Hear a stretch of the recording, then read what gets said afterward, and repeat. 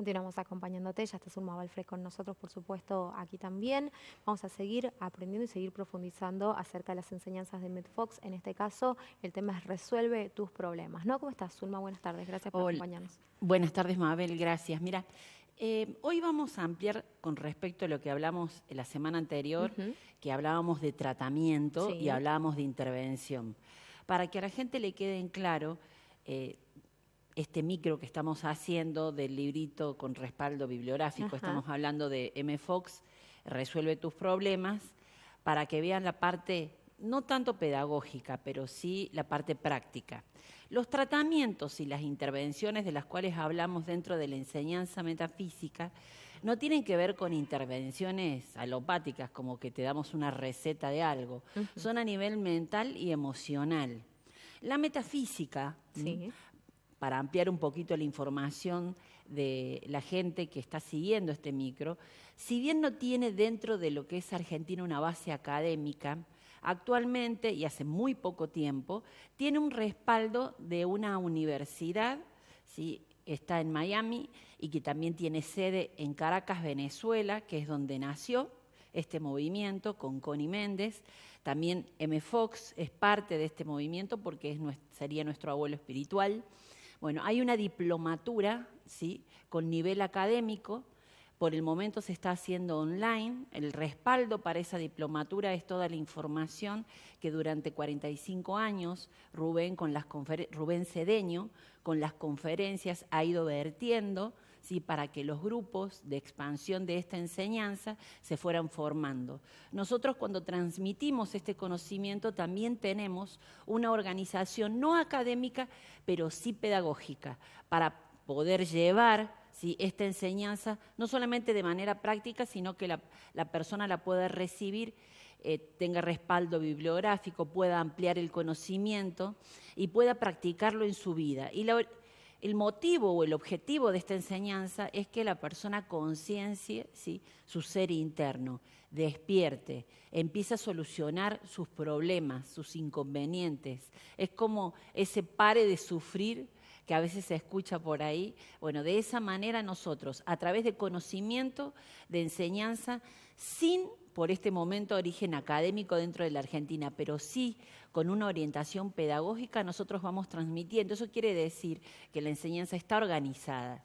Entonces, cuando hablamos de tratamientos a nivel mental, tratamientos prácticos, no con una cuestión de control, pero sí con una cuestión de conciencia del proceso de pensamiento y sentimiento y cómo opera eso en nuestra psiquis.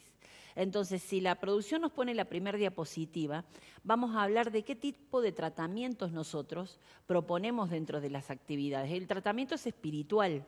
¿Qué significa? El tratamiento espiritual es concienciar el poder de la mente, de los sentimientos, de los decretos permanentes o de los decires que tenemos diariamente y de cómo eso se manifiesta en el accionar diario. Que todo eso tiene un poder permanente y constante, que eso concienciado, dándonos cuenta de cómo ejerce ese poder, se puede modificar. Se puede modificar mediante hábitos saludables, trabajos permanentes, constantes y diarios, con una actitud determinante frente a lo que nosotros llamamos problemas o inconvenientes. No observar y detallar el problema, sino concentrarse en el proceso de solución. Entonces, este tratamiento te hace conocer la verdad acerca de una condición dada. Vos tenés que aprender sobre la concentración y la observación a través también de herramientas que uno sugiere dentro de las actividades que tienen que ver con esto que te nombré recién, decretos positivos, afirmaciones positivas, conciencia del Cristo o el ser interno y tratamientos diarios que tienen que ver con esos decretos. La meditación también es parte de ese proceso de cambio porque te ayuda a alinearte con esa conciencia universal para que vos puedas permanecer de alguna manera aquietado en un momento del día y empieces a clarificar tu mente. Cuando uno permanece quieto, ¿sí?, a través de los procesos de meditación, comienza un proceso de concienciación o automaestría. Pero esto tiene que ver con la práctica diaria. Vos con una meditación, con un decreto o escuchando hoy esto, no podés iluminarte, no podés darte cuenta. Lo que tenés que llevar es a la práctica. Si vamos a la próxima diapositiva y seguimos hablando de lo que son los tratamientos, la palabra tratamiento se aplica generalmente a una oración positiva, que invoque a la presencia divina, que se pronuncia para lograr un propósito específico a diferencia de la oración o la súplica, lo estrictamente devocional, lo que a lo mejor solamente me contacta con los planos emocionales, donde yo ante el inconveniente no solamente estoy suplicando, sino que estoy devocionalmente pidiendo a través de un estado emocional que no es el ideal. Bueno, eso tiene un techo para cualquier ser humano. El pedir desde el estado de desesperación no es un estado consciente, sino que yo estoy pidiendo en medio de un estado desesperante donde no controlo mis emociones. Entonces, en general, en realidad, es como una visita a Dios. Y Dios, como siempre uno puede leer en la Biblia, está en todas partes, pero lo tengo que hacer consciente en mi vida. Dios no es un estado de poder permanente externo, es algo que vive dentro de cada ser humano. Pasamos a la próxima diapositiva y seguimos hablando de tratamientos. La técnica del tratamiento es que uno seleccione una cosa en particular que quiera modificar, que quiera corregir o que quiera disolver. Puede ser una cuestión mental o emocional. En general, casi más del 90% de las cuestiones que nosotros tenemos como preámbulo para solucionar los inconvenientes son emocionales. En un estado, ¿sí?, de armonía y de calma, yo puedo ver la solución a los inconvenientes que creo que estoy teniendo o a esas apariencias, como aprendemos dentro de la metafísica. Pero tengo que aprender a observar la situación. Y desde los estados que no son ideales, estados desesperantes, cuando hay depresión, tristeza, ¿sí?, en esos estados yo no puedo observar la situación. Por eso se sugieren técnicas de relajamiento. Eso va a la par de que si es una cuestión de salud, siempre tenés que visitar a tu médico. En la metafísica hablamos de curación desde los principios mentales y emocionales para acompañar un proceso alopático quizás, o un tratamiento que estés haciendo, porque las enfermedades siempre tienen una raíz psicosomática. Entonces vos al proceso de curación le tenés que acompañar una concienciación de cómo llegaste a ese punto, para poder disolverlo y acompañar a tu curación. Así que esto tiene que ver con un estado de conciencia emocional que compromete toda tu vida. A eso nos enfocamos, en eso, ¿sí?, establecemos patrones o prácticas para que vos puedas ir concienciando, armonizando y disolviendo. Entonces, tenés que hacer un tratamiento diario para modificar tu realidad. Los tratamientos diarios tienen que ver con esos decretos, oraciones, invocaciones, meditación. Debemos recordar que tenemos un plan divino de perfección, que nosotros no vinimos, ese plan divino en ninguna parte dice que viniste a sufrir o a pagar karma. Ese plan divino dice que vos tenés que evolucionar como ser humano consciente, ¿sí?, no porque alguien te lo diga. Por eso estas son sugerencias. Es una enseñanza, ¿sí?, que tiene respaldo, ¿sí?, no solamente pedagógico, sino que ahora, si bien hace poco tiempo tiene un respaldo académico, pero está basada en la experiencia de 45 años del referente que tenemos nosotros de este conocimiento, que se llama Rubén Cedeño. Dar las gracias, ser agradecido, significa que es un paso muy importante también. Dar las gracias que vos tenés algo, la solución a esa apariencia, antes de que suceda.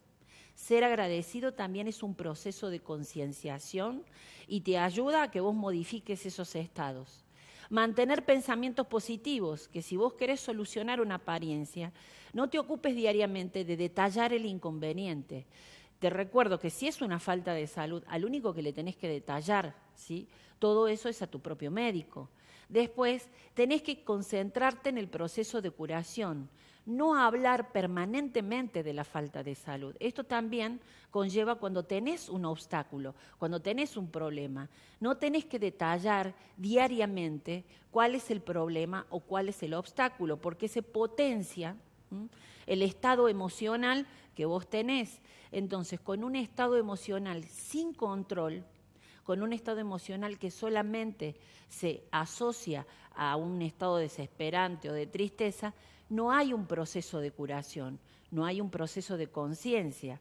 Por eso siempre se sugiere, por ejemplo, la meditación, que al principio solamente te va a respaldar un estado armonioso, te va a empezar a ayudar a relajarte. Y después, con el tiempo, la práctica de la meditación trae una claridad mental, ¿sí? La gente se siente no solamente más clara mental y emocionalmente, sino que ve la solución de manera inmediata. Es una práctica que trae no solo relajación, sino que trae un estado de conciencia de unicidad.